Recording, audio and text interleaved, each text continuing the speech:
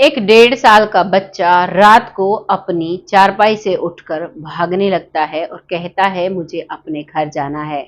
मुझे वहां पर जाना है। मेरे तो बहुत बड़ा घर था, मेरा पक्का घर था। मेरे घर में ट्रैक्टर, मेरे घर में बाइक, मेरे घर में हर चीज की सुविधा थी। इस घर में कुछ नहीं है, ये मेरा घर नहीं है।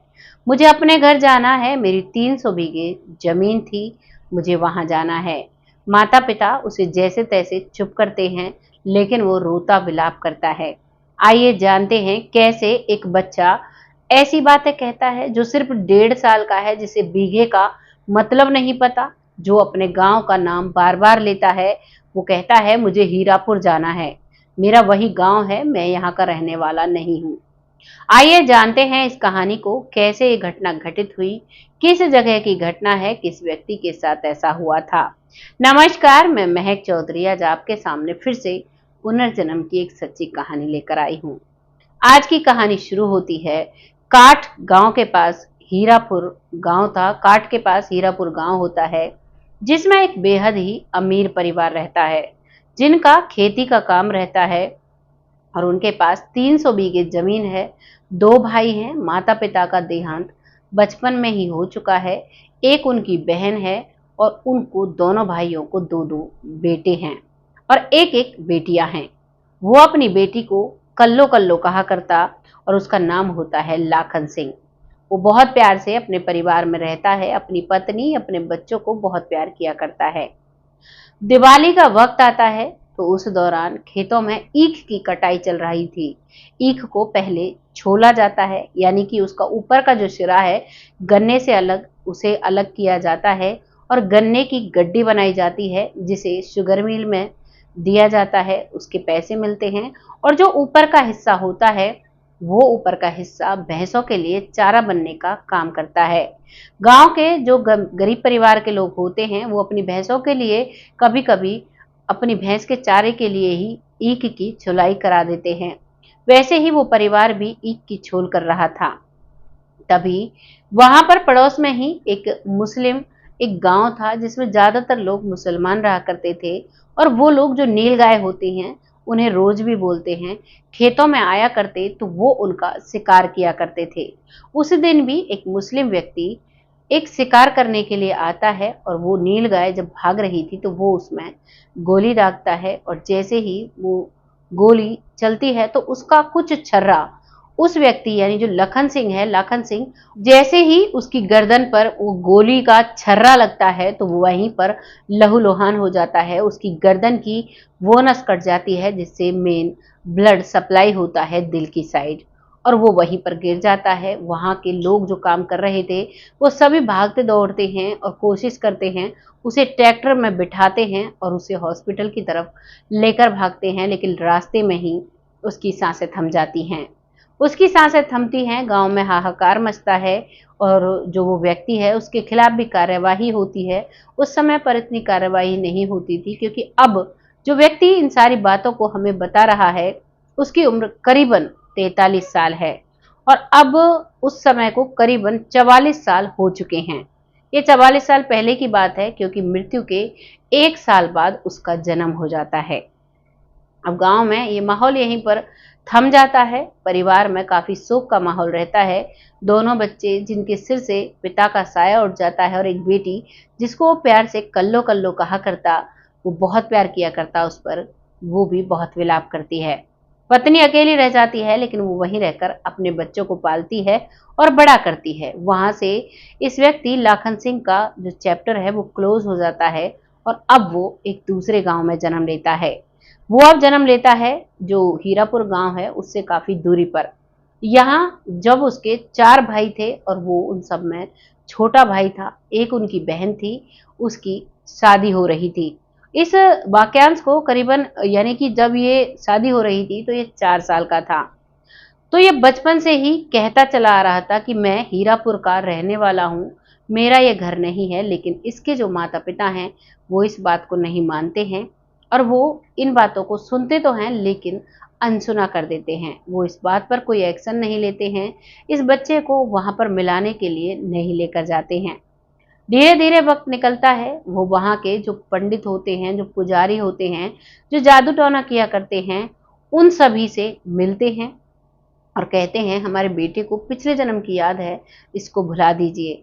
जितने भी उसकी माँ से विचार हुए थे वो सभी उसकी माँ कराती है। अपने बेटे को जो चाकी का पार्ट होता है उस पर बैठकर उल्टा भी घुमाती है, वो अपने पिछले जीवन को भूल जाए। लेकिन वो लड़का पिछले जीवन को नहीं भूलता है। लेकिन अब असर इतना हो चुका था कि वो लोग नहीं भेजते थे और उसने भी अब कहना बंद कर दिया था। गांव के कुछ लोग आते, पूछते कि तुम कहाँ के रहने वाले हो, तुम कितने भाई हो, तुम्हारे कितने बच्चे हैं, तो वो सब कुछ बता दिया करता। और तो और अपने गांव का नक्शा भी बता दिया करता। लेकिन सब पूछते और मजे लिया करते। अब ये सिलसिला यहाँ खत्म हो जाता है और ये 4 साल का हो जाता है। 4 साल का होता है तो इसकी बहन जो है उसकी सगाई हीरापुर में की जाती है। और जब हीरापुर में इसकी सगाई होती है तो ये अब फिर से कहने लगता है मुझे भी वहां जाना है, वहीं तो मेरा परिवार है, उसी के पास में तो मेरा परिवार है।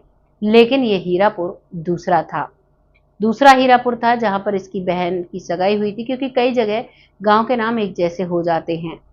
अब इस लड़की की शादी हो जाती है, ये रहने लगती है और धीरे धीरे वक्त निकलने लगता है।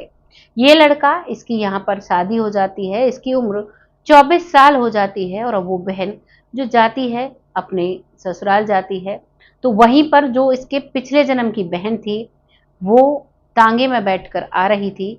उसी दौरान इसका जो इसकी इस जन्म की बहन है वो भी उसमें बैठी हुई थी। वो कहती है तुम कहाँ जा रही हो, तो वो कहती है मैं हीरापुर जा रही हूँ। दूसरी पूछती है तुम कहाँ जा रही हो, तो वो कहती है मैं भी हीरापुर जा रही हूँ। वो पूछती है तुम कौन से हीरापुर जा रही हो, तो वो जो पिछले जन्म की बहन है वो कहती है कि मैं जो काट के पास हीरापुर है, अब जिसका नाम बदल कर मिस्री बेगमपुर रख दिया गया है, मैं वहां पर जा रही हूँ। अब वो लड़की जो बचपन से अपने भाई को देखती हुई आई थी कि ऐसे मेरा भाई कहता है और हीरापुर में उसका गांव है, तो वो उससे बात छेड़ दी है। वो कहती है कि एक लड़का है जिसने जन्म लिया है, वो कहता है कि उसका हीरापुर का पिछला जन्म था। उसे मुस्लिम लोग जो शिकार कर रहे थे तो उस दौरान गलती से उसके गले पर बंदूक का छर्रा लगता है।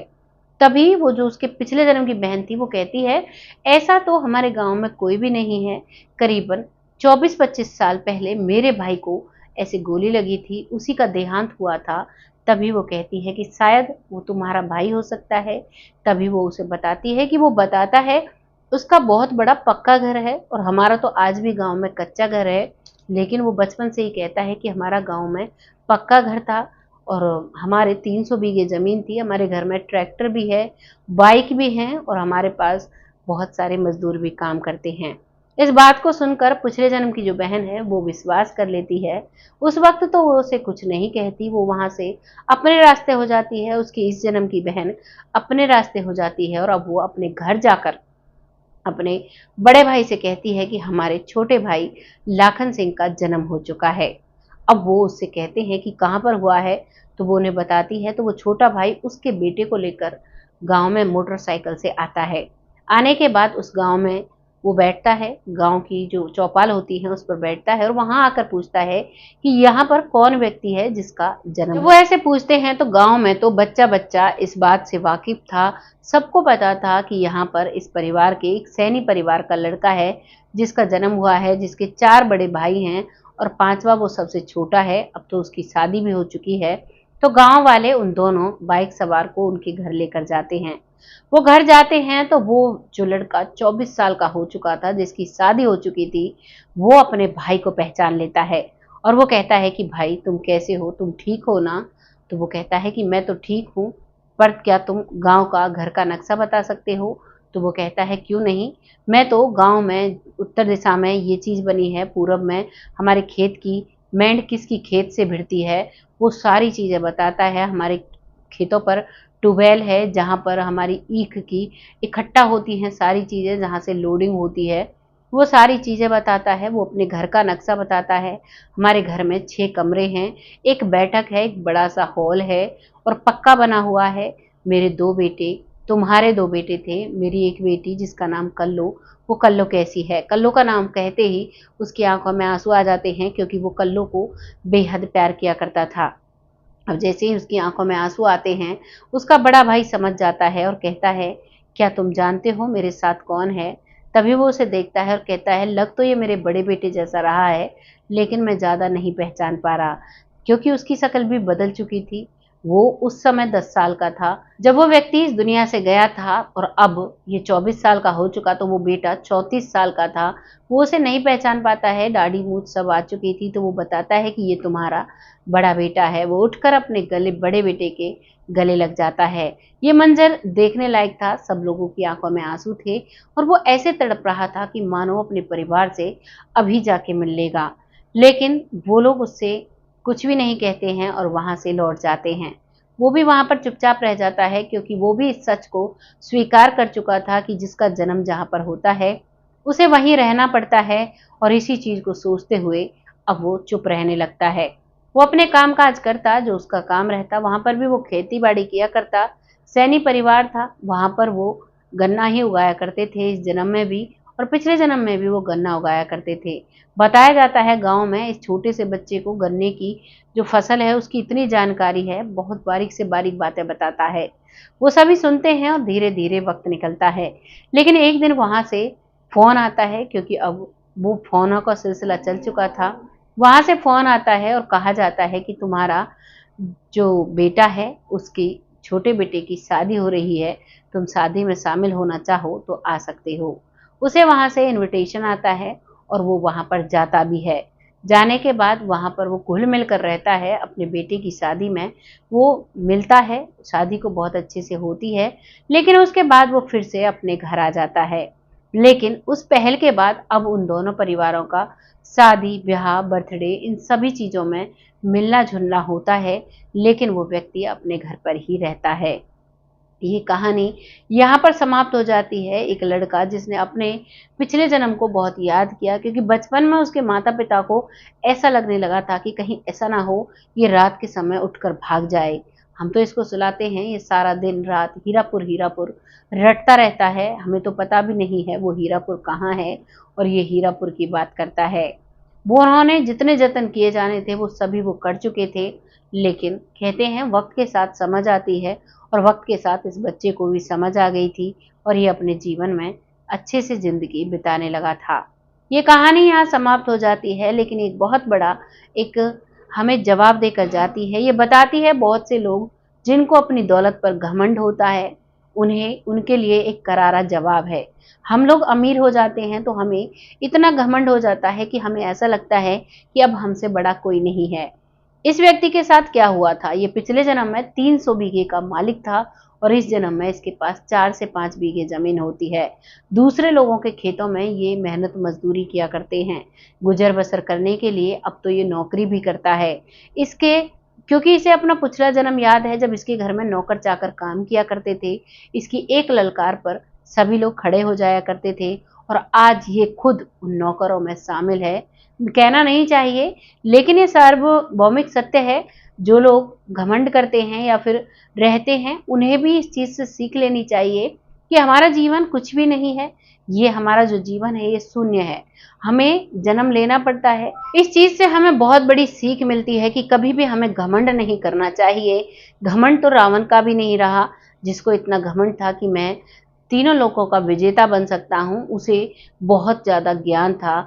बताया जाता है राम भगवान से भी ज्यादा वो बड़े ज्ञानी थे, लेकिन उनके एक घमंड ने उसके सारे ज्ञान को खत्म कर दिया था, नष्ट कर दिया था। और उसके घमंड की वजह से सारी सोने की लंका जो है वो जलकर भस्म हो गई थी। तो इसीलिए बहुत बड़े बड़े एग्जाम्पल हमारी जिंदगी में भगवानों ने सेट किए हैं।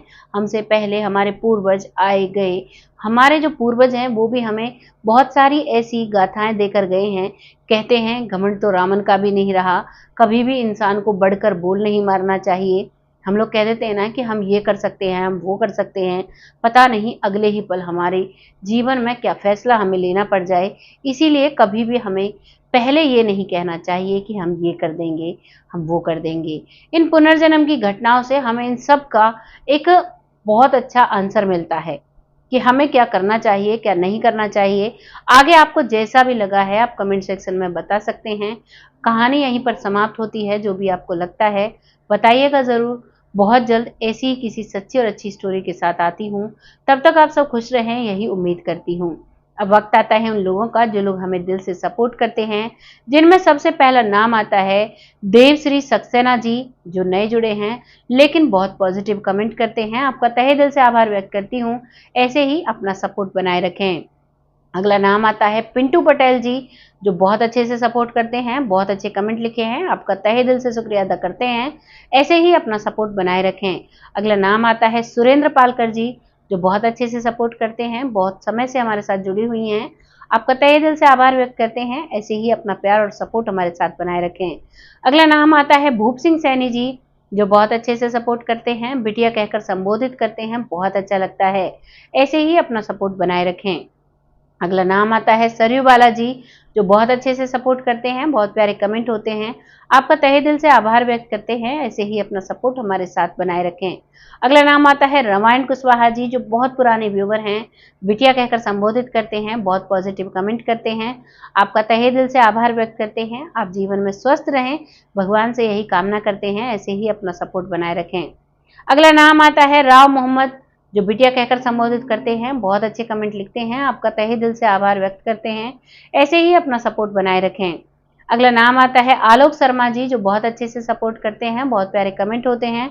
आपका तहे दिल से धन्यवाद करते हैं। ऐसे ही अपना सपोर्ट बनाए रखें। अगला नाम आता है पिंकी भोई जी, जो काफी समय से सपोर्ट कर रही हैं, काफी बड़े कमेंट इनके होते हैं। आपका तहे दिल से आभार व्यक्त करते हैं। ऐसे ही अपना सपोर्ट बनाए रखें। अगला नाम आता है लखविंदर सिंह, जो बहुत समय से सपोर्ट कर रहे हैं, बहुत अच्छे, बहुत पॉजिटिव कमेंट लिखते हैं। आपका तहे दिल से आभार व्यक्त करते हैं। ऐसे ही अपना सपोर्ट बनाए रखें। अगला नाम आता है मंजू चौधरी जी, जिनके बहुत प्यारे, बहुत न्यारे कमेंट होते हैं। बहुत अच्छा लगता है इनके कमेंट देखकर। आपका तहे दिल से आभार व्यक्त करते हैं। ऐसे ही अपना सपोर्ट बनाए रखें। ऐसे ही अपना साथ बनाए रखें। अगला नाम आता है जमुना जी, जो बहुत अच्छे से वीडियो को देखती हैं, बहुत ही अच्छे पॉजिटिव कमेंट करती हैं। आपका तहे दिल से आभार व्यक्त करते हैं। ऐसे ही अपना सपोर्ट हमारे साथ बनाए रखें। अगला नाम आता है संजीव कुमार गुप्ता जी, जो बहुत अच्छे से सपोर्ट करते हैं, बहुत प्यारे कमेंट हैं इनके भी। तहे दिल से आभार व्यक्त करती हूँ। ऐसे ही अपना सपोर्ट हमारे साथ बनाए रखें। अगला नाम आता है रुचि सौरभ, जो बहुत प्यारे कमेंट करती हैं। आपका तहे दिल से आभार व्यक्त करती हूँ। ऐसे ही अपना सपोर्ट बनाए रखें। नामों का सिलसिला यहीं पर समाप्त होता है, बहुत सारे रह गए हैं जिनको अगली वीडियो में ले लिया जाएगा। ऐसे ही अपना प्यार और सपोर्ट बनाए रखें, जिससे कि हम आगे बढ़ते रहें। बहुत जल्द ऐसी ही सच्ची और अच्छी स्टोरी के साथ आती हूँ। तब तक आप सब खुश रहें, आबाद रहें, स्वस्थ रहें, भगवान से यही कामना करती हूँ। तब तक के लिए जय हिंद, जय भारत।